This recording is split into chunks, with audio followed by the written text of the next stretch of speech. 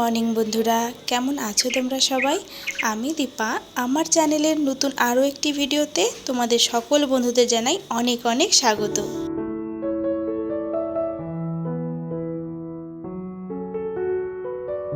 আষাঢ় পেরিয়ে শ্রাবণ মাস অনেক দিন আগেই শুরু হয়ে গেছে, কিন্তু আমার এই ক্যালেন্ডারটাকে আর চেঞ্জ করা হয়নি। আজ হঠাৎ করে চোখে পড়লো যে শ্রাবণ মাস তো পড়ে গেছে, তো ক্যালেন্ডারটা তো সেই চেঞ্জ করা হয়নি, তাই সেটা আগে চেঞ্জ করে দিলাম। সকালে ঘুম থেকে উঠেছি অনেকক্ষণ, ব্রেকফাস্ট আমাদের সকলেরই হয়ে গেছে। এখন আজকে ছিল যেদিন আমি ব্লগটা শ্যুট করছি সেদিনটা ছিল সানডে, মেয়ের স্কুল ছুটি। ওই যে ছুটি মনেই বাড়িতে থেকে বদমাশি করা, ওই দেখো মোবাইল দেখে যাচ্ছে। আর আমি ওর চুলে ভালো করে তেল দিয়ে চুলটাকে বেঁধে দিয়েছি, কারণ মেয়ের চুলে ওই তেল দেওয়া বলতে সপ্তাহে একদিন কি দুদিন, এর থেকে বেশি দিন তেল দেওয়া পসিবল হয় না স্কুলের কারণে। আর চুলের যত্নটাও ঠিক নেওয়া হচ্ছে না, দেখছি ইদানিং না ওর চুলটা যেন পাতলা হয়ে যাচ্ছে, ঝরছেও প্রচুর।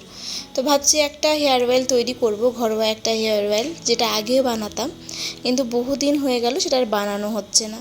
ওই বলতে পারো কুড়েমি আলসেমি এই সমস্ত কারণেই, তেমন কোনো কিছু নেই তাছাড়া আর কি। বানালে বানাতেই পারি, তো এবার দেখি মনে হচ্ছে যে বানাতেই হবে। মেয়েও ভীষণ রাগারাগি করছে, মা আমার চুলটা খারাপ হয়ে যাচ্ছে, পড়ে যাচ্ছে, তুমি মেথি তেল কেন বানাচ্ছ না? তো দেখি, আজ তো হবে না, নেক্সট 1-2 দিনের মধ্যেই ভাবছি তেলটাকে রেডি করব।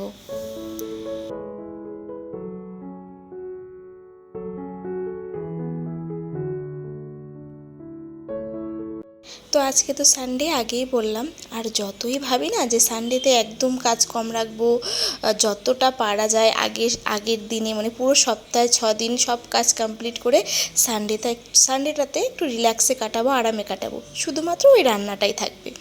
কিন্তু যতই এটা ভাবি, হয় উল্টোটা। সানডেটা যেন একটা পুরো বিজি শিডিউল যায়, এত বিজি থাকি, এত কাজের প্রেশার থাকে, জানি না কেন হয়।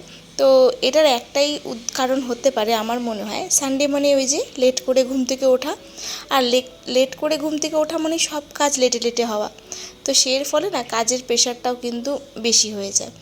তো চেষ্টা করি সানডেতে একটু ভাবি যে তাড়াতাড়ি উঠবো, কিন্তু হয় না। সপ্তাহে 6টা দিন মেয়ের স্কুলের কারণে তাড়াতাড়ি করে উঠতে হয়, আর সানডেতে মনে হয় যেন একটু দেরি করেই ঘুম থেকে উঠি।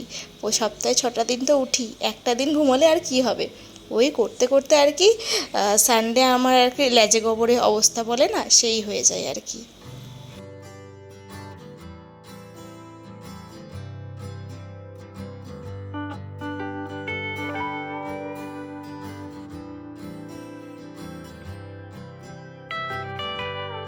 ওদিকে জামা কাপড়গুলোকে ওয়াশিং মেশিনে দিয়ে রান্নাটা সেরে নিলাম।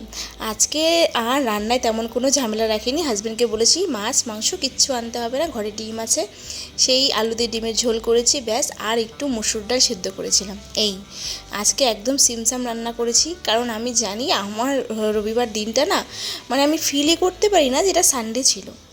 সেই জন্য বলেছি যে আজকে থাক, কাজ তো দেখো করতেই হয়, যতই তুমি দেরি করে ঘুম থেকে ওঠো না কেন, আর যতই তোমার কি বলে সব কিছু হয়ে যাক, সেই জন্য কিন্তু কাজ কিন্তু তোমাকে এগুলো করতেই হবে। যেগুলো ঘরের ডেলি রুটিনের কাজ আছে সেগুলো কিন্তু আমাদের করতেই হবে। এই ঘর মোছা, জামা কাপড় কাচা, ঘর ঝাড় দেওয়া, বাসন মাজা, বাসন মাজতে মাজতে তো আমি হয়রান হয়ে যাই, এত বাসন। আমরা মানুষ 3জন, দেখে দেখে মনে হয় যেন 6জনের বাসন আমি মাজছি, কী জানি কেন, এটা আমারই হয় নাকি সবার হয়। তো সব কিছু তো আর ভিডিওতে তোমাদের সাথে দেখাই না, তো সমস্তটা যদি তোমাদের সাথে শেয়ার করতে যাই না, তাহলে ভিডিও যে কত বড় হবে সে তো একটা মুভি হয়ে যাবে পুরো, বলতে পারো সারাদিনের একটা মুভি চলতে থাকবে।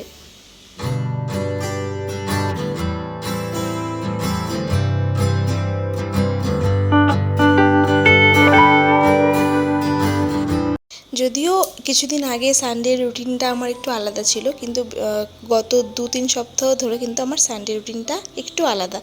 যেহেতু মেয়ে ডান্স ক্লাসে ভর্তি হয়েছে, তোমরা তো জানোই ওকে রিসেন্টলি ডান্স ক্লাসে, রিসেন্টলি না প্রায় 2-3 সপ্তাহ হলেও যাচ্ছে, ভর্তি করানো হয়েছে। তো 4:30 থেকে ওর আবার ডান্স ক্লাস থাকে, তো সেই জন্য না আরও যেন তাড়াতাড়ি তাড়াতাড়ি সব কিছু করতে হয়, কারণ খাওয়া দাওয়ার পর তো একটু রেস্টের প্রয়োজন, গিয়েই তো আর নাচ করতে পারবে না, তাই না?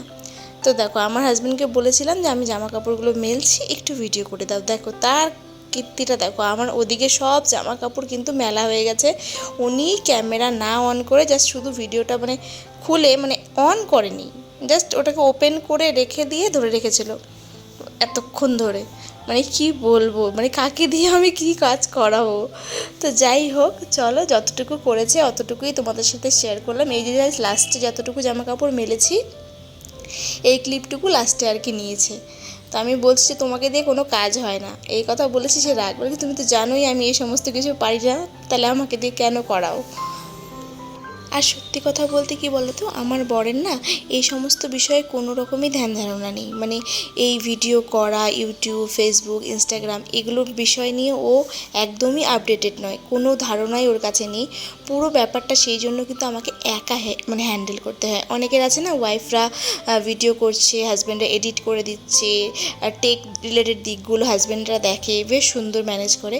কিন্তু আমার বর, আমি যতটুকু জানি ও কিন্তু কিচ্ছু জানে না, পুরোটা কিন্তু আমি নিজে একাই হ্যান্ডেল করি। সেই জন্য কিন্তু একটু চাপও হয়ে যায়। কিন্তু যাই হোক, ও মানে ও যখন জানে না, এই সমস্ত বিষয়ে অত ইন্টারেস্ট নয়, তো আমি ওকে এই ব্যাপারে কোনো মানে প্রেশারও করি না। তোমরা অনেকে তোমাদের নামগুলো আমার ভিডিওতে নিতে বলেছিলে, তো আমি তো ভুলে গেছি, স্কিপ করে গেছি আর কি। তোমরা আবার করে কমেন্ট করে যেও, আমি নেক্সট ভিডিওতে অবশ্যই তোমাদের নামগুলো বলবো। আজকের মতন টাটা।